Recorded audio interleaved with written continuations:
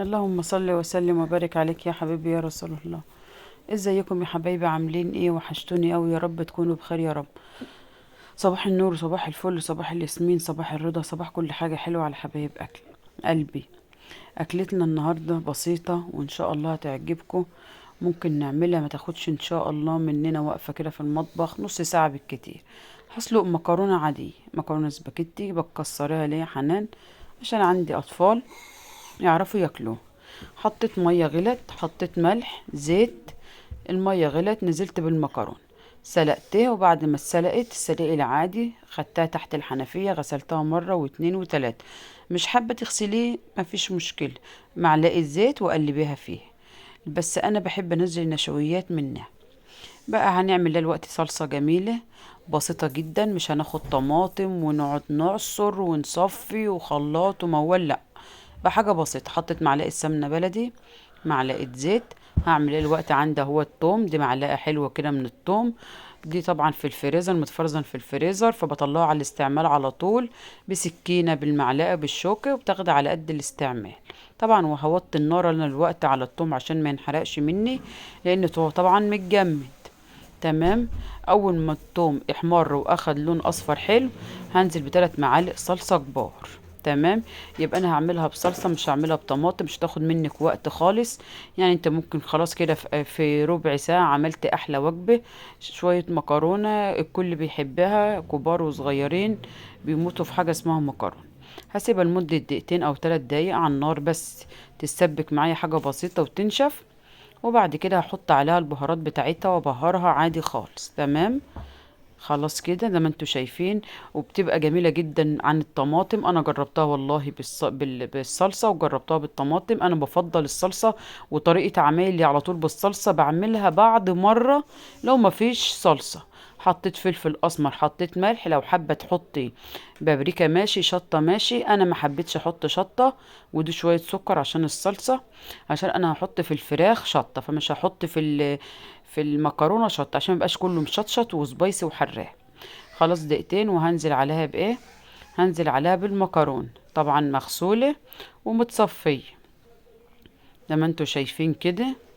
هقلبها برضو تقلبتين تلاتة، تقعد على النار لمدة دقيقة او 3 دقايق 4 دقايق بالكتير. وبعد كده تطفي عليها النار، وكده الوجبة كملت وزي الفل واحلى مكرونه. جربيها بالصلصه ومش هتندمي والله. بتدي لون، بتدي طعم جامد. انا عايزه اقول لكم لما بعملها بالطماطم، معظم مش كل اولادي بيعترض عن اكلها وبيقول لي لا طعمها متغير مش عايزها كده. وبتدي لون جميل جدا زي ما انتوا شايفين. لو حابه تحط شويه بابريكا هتدي لون كمان احلى وطعم حلو برضك. بس انا يعني ايه بفضل المكرونه. الفلفل الاسمر بيغني عن كل حاجه وبيبقى احلى كل حاجه، يعني احلى من اي حاجه صراحه يعني.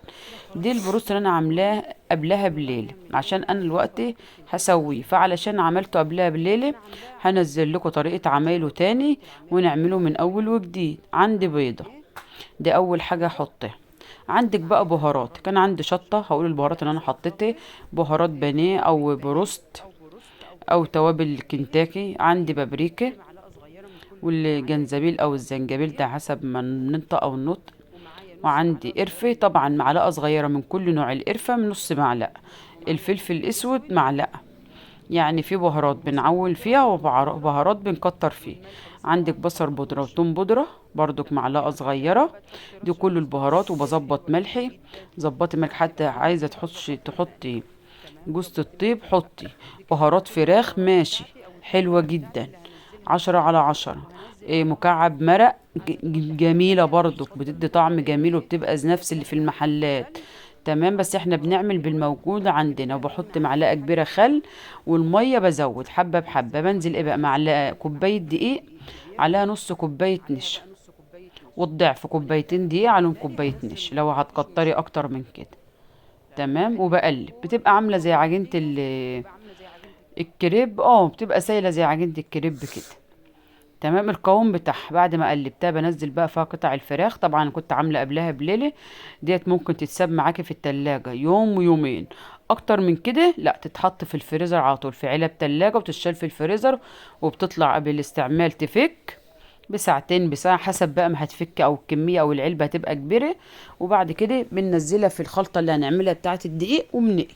دي اللي اتعملت قبلها بليلة، ودي اللي لسه معمولة الوقت. خلينا بقى ايه نكمل واقول لكم اعمل ايه تاني. بقى هنعمل الخلطة بتاعتها. هجيب نفس الدقيق ونفس برضو النشا والملح ونفس البهارات اللي انا حطيتها. تمام، كوباية دقيق على نص كوباية نشا، عليها الملح بظبط. نفس البهارات هزود نوع بهارات واحد الوقت عليه. نفس البهارات هي اللي انا حطيتها على الدقيق. معلقة كاري، دي بقى عشان دي طعم حلو جدا للكفر بتاعها من بره، وتبقى جميلة وزي الفل وعشرة على عشرة. وده هي المتبلة عندي. اغطسها الاول كده في التتبيله وباخدها على الدقيق الخلطه ديت. وزي ما انتوا شايفين انا ما بتكش عليها بايدي، يعني انا يا دوبك بالمعلقه زي ما انتوا شايفين كده. سيبيها عشوائي كده عشان تبقى منظرها جميل. ما تتكش عليها وتكبسيها بايدك، احنا عايزينها نفس اللي بتيجي من المحلات من بره. تمام. خلص بقى الكميه دي كلها.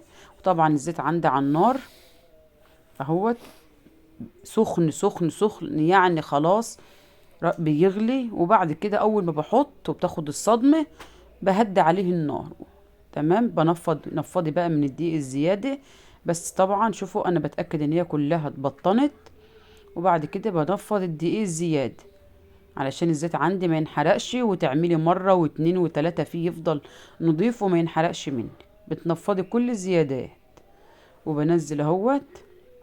بعد كده بقى ايه بسيبها تستوي على نار هاديه. بتاخد لها من ربع ساعه لتلت ساعه او تلت ساعه بتبقى كويسه. وبتاكد ان هي استوت ان شاء الله وعشرة على عشرة.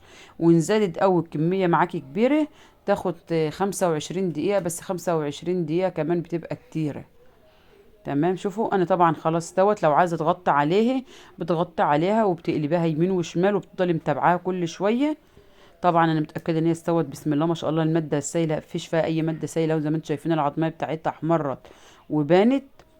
وديت الحته دي كانت لسه عليها كمان دقيقه، من دقيقه لدقيقتين كده سبتها. بقيت الورك.